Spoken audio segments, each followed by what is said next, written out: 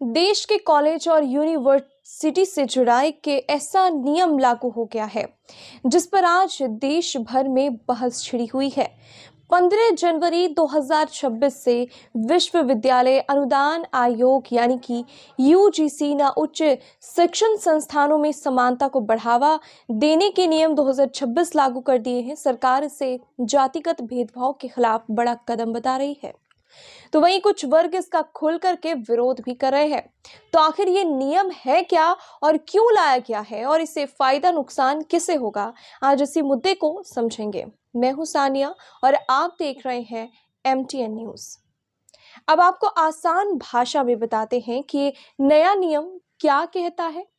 अब तक कॉलेज और यूनिवर्सिटी में जातिगत भेदभाव की शिकायतें मुख्य रूप से अनुसूचित जाति और अनुसूचित जनजाति तक सीमित थी, लेकिन नए नियम के तहत अब ओबीसी वर्ग को भी जातिगत भेदभाव की परिभाषा में शामिल कर लिया गया है।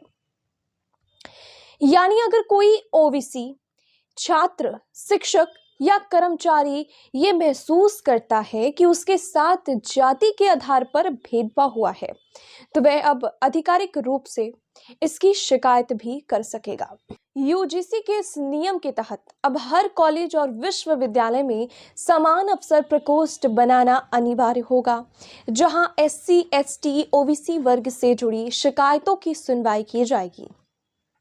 इसके अलावा एक समानता समिति भी बनेगी जिसमें महिला, दिव्यांग, ओबीसी, SC और ST वर्ग के प्रतिनिधि शामिल होंगे।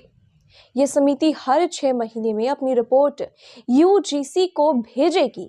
सरकार और सामाजिक न्याय से जुड़े संगठनों का यह भी कहना है कि आज भी उच्च शिक्षण संस्थानों में वंचित वर्गों के छात्र मानसिक दबाव, अपमान और भेदभाव का सामना करते हैं।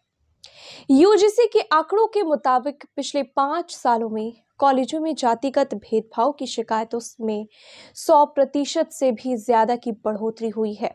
ऐसे में यह नियम छात्रों को डर के बिना ही शिकायत करने का अधिकार देता है और कैंपस में बराबरी का माहौल बनाने की भी कोशिश है। लेकिन इस नियम का विरोध भी तेज है। अगड़ी जातियों से जुड़े संगठनों का यह भी कहना है कि इस दुकान का दुरुपयोग हो सकता है। झूठी शिकायतों के जरिए छात्रों और शिक्षकों को फंसाया जा सकता है, जिससे पढ़ाई और रिसर्च का माहौल भी खराब होगा। उत्तर प्रदेश, राजस्थान और दिल्ली जैसे राज्यों में इसे लेकर के विरोध शुरू हो चुका है।